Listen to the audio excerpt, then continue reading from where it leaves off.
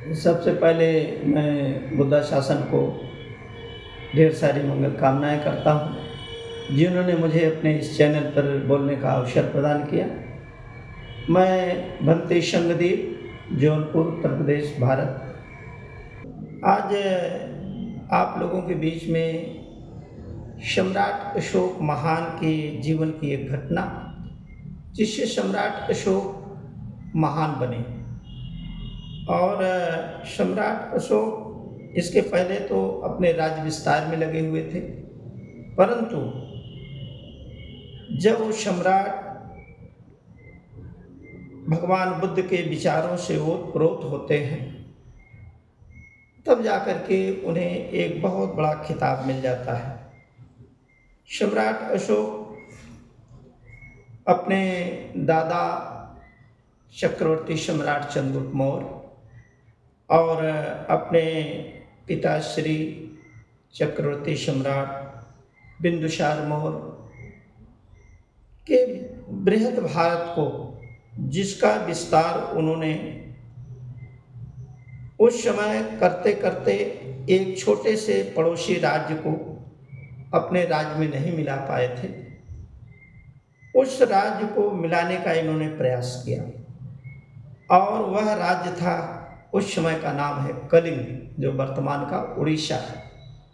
तो उस कलिंग राज्य को मिलाने का इन्होंने प्रयास किया, और जब प्रयास करते हैं तो अपनी सेना को तैयार करके एक दिन उस छोटे से राज्य पर चढ़ाई कर देते हैं। परंतु वहाँ के राजा और वहाँ की प्रजा भगवान बुद्ध के विचारों से ओतप्रोत थी।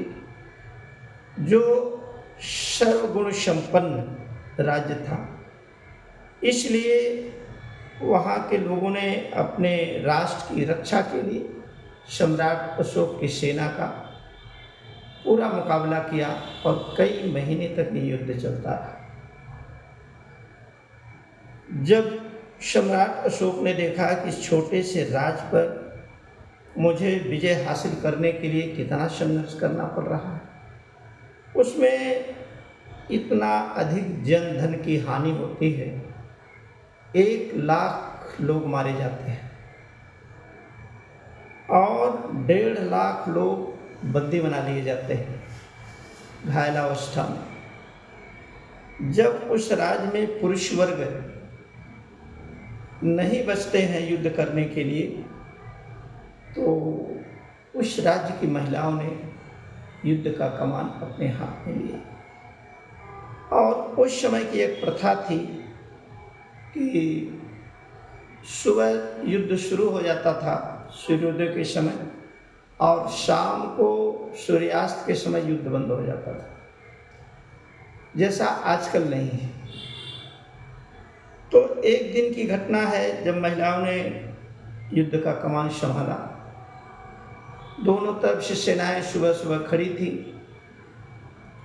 और युद्ध घोष का इंतजार कर रही थी। सम्राट अशोक और उनके सेनापति की निगाह कलिंग की जो सेना का नेतृत्व कर रही थी महिला, उनकी तरफ पड़ता है, और वो देखते हैं कि उस महिला के हाथ में कोई अस्त्र शस्त्र नहीं है। जब अस्त्र शस्त्र नहीं है तो बड़े आश्चर्य में पड़ते हैं, अरे वो युद्ध के रण क्षेत्र में आई हुई है, और रण क्षेत्र में बिना हाथ में कोई अस्त्र शस्त्र लेकर के कैसे युद्ध करेगी।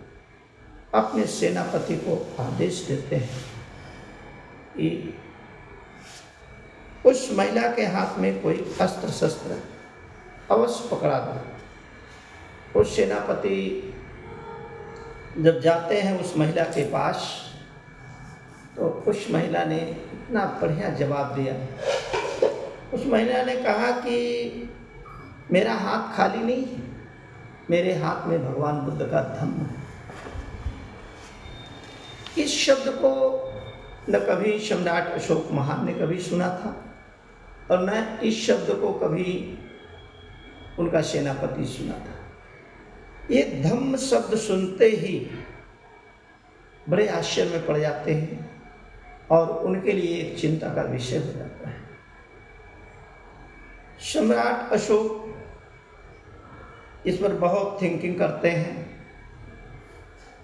अंततोगत्वा उस युद्ध में संधि हो जाती है, और जब संधि हो जाती है तो वहाँ पर जितने बंदी बनाए गए थे सारे के सारे लोग छोड़ दिए जाते हैं, और उस कलिंग राज्य को सम्राट अशोक अपने राज्य में मिला लेते हैं। परंतु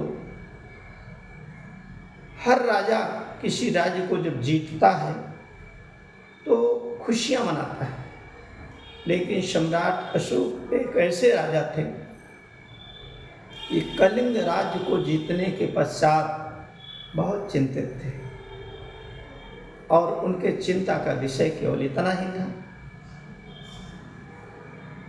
कि ये धम्म क्या है।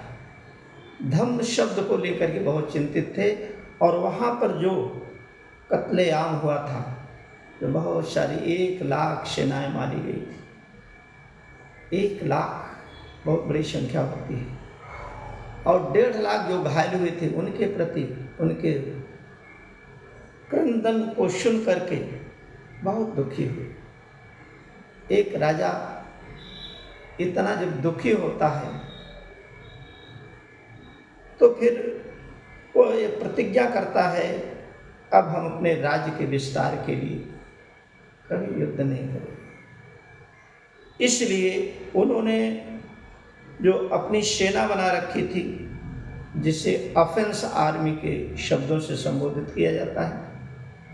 ऑफेंस आर्मी मीन्स हम दूसरे राज्य पे चढ़ाई करने के लिए जो सेना रखते हैं उसको ऑफेंस आर्मी के शब्दों से संबोधित करते हैं। लेकिन उन्होंने अपनी ऑफेंस आर्मी को डिफेंस में कन्वर्ट कर दिया, अर्थात अपने बृहद राज्य की सुरक्षा में लगा दिया।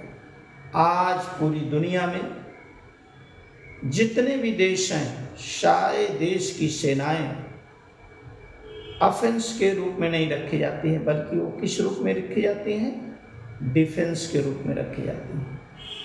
इसलिए सम्राट अशोक ने जिस नियम का पालन किया, आज सम्राट अशोक के द्वारा दिया गया ये जो सूत्र है डिफेंस का, ये आज पूरी दुनिया उसको अच्छे से फॉलो कर रही है। तो सम्राट अशोक का हृदय धीरे धीरे प्रभावित हुआ, और सम्राट अशोक ने भगवान बुद्ध के उच्चतम विचार को पत्थर के कागज पर लोहे की कलम से अंकित कराया, और जितनी भी लिपियां थी वहाँ पर, जितनी भाषाएं थी, उनकी भाषाओं की लिपियों में लिपिबद्ध कराया। जैसे आरमाइक, खरोष्टी, और भारत की जो धम्म लिपि, जिसे मौर्यन लिपि के शब्द से भी संबोधित करते हैं।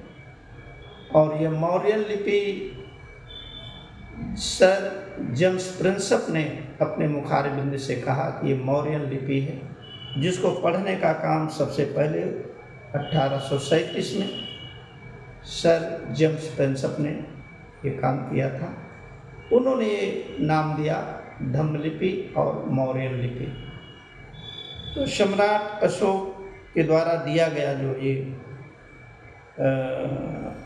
डिफेंस शब्द है, आज पूरी दुनिया में लागू है।